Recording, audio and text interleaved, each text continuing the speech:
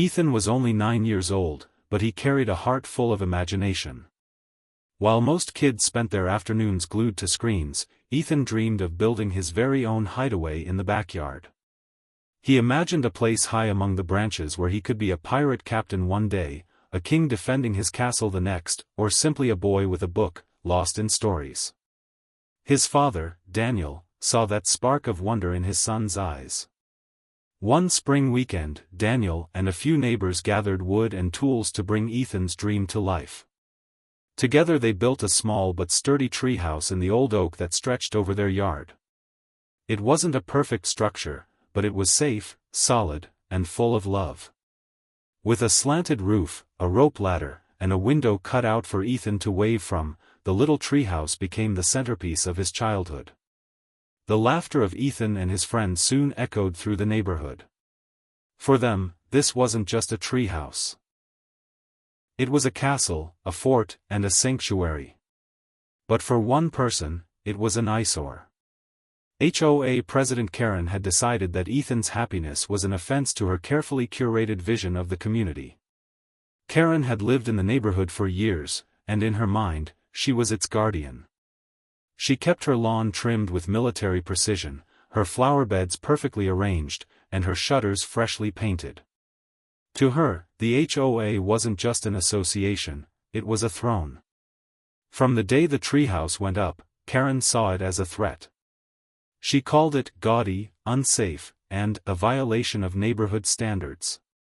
She wrote letters to Ethan's family, each one more aggressive than the last. She demanded fines, removal orders, and compliance with rules that didn't even apply to backyard play structures. Daniel and his wife, Sarah, tried to reason with her.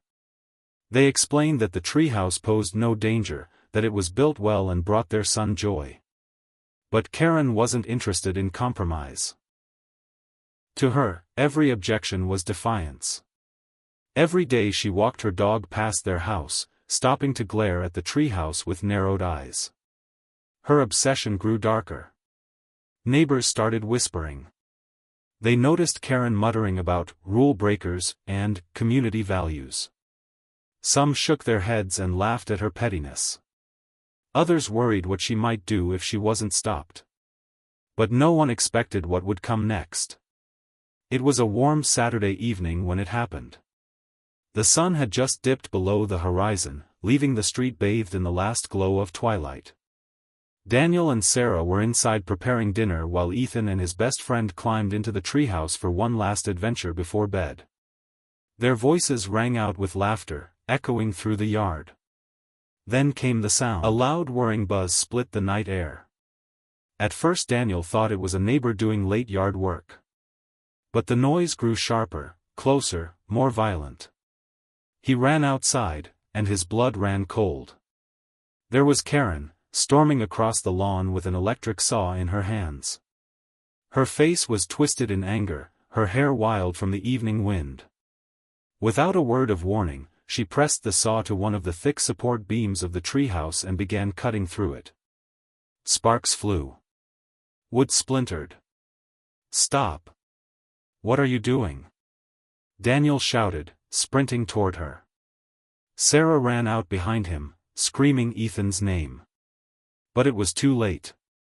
The beam cracked under the weight of the saw. The treehouse lurched violently to one side. Ethan and his friends screamed as the structure shook beneath them. In a terrifying moment, the floor gave way. Ethan tumbled down, hitting the ground with a sickening thud. His friend scrambled down the rope ladder, sobbing and terrified. Daniel dropped to his knees beside his son, who clutched his arm and cried in agony. And Karen, she stood there, gripping the saw, her eyes wild with a mix of triumph and fury, as if destroying a child's safe haven had proven her power. The neighbors had seen everything. Some were already on their phones dialing 911 as Karen started her attack. By the time deputies arrived, sirens echoing down the street, a crowd had gathered.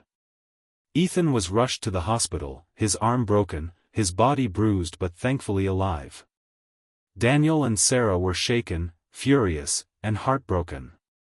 Their son's joy had been turned into trauma. Karen, meanwhile, tried to spin her story. She claimed she was enforcing community rules. She told deputies that the treehouse was dangerous and that she had no choice but to remove it herself. But her excuses only made the scene darker.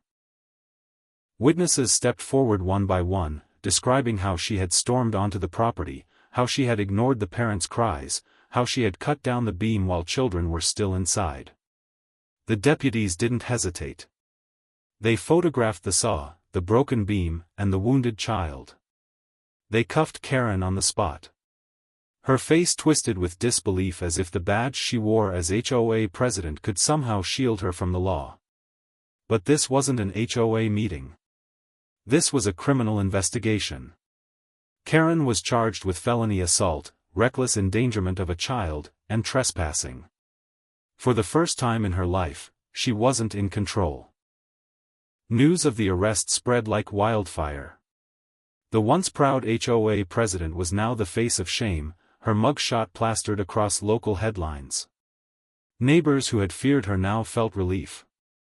The community board scrambled to issue statements, desperate to distance themselves from her actions.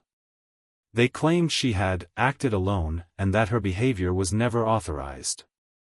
But for Ethan's family, the damage was already done. Their son bore the scars of Karen's rage, and their trust in the HOA was shattered forever. They filed lawsuits, pressing charges, determined to hold her accountable for every injury, every sleepless night, every ounce of fear she had caused. Ethan, resilient as ever, slowly healed. His cast became a badge of bravery, and his spirit refused to be broken. One morning, Daniel promised him that the treehouse would rise again, this time stronger, safer, and untouchable. As for Karen, her reign of control ended in a pair of handcuffs. Her name, once spoken with fear in the neighborhood, became a cautionary tale of how power can twist into madness. She had wanted to tear down a child's dream in the name of her rules. Instead, she tore down her own life. And so, the treehouse that once symbolized childhood joy became something more. It became a reminder that justice always finds its way, even in the quiet streets of a suburban neighborhood, where one woman's obsession met the full weight of the law.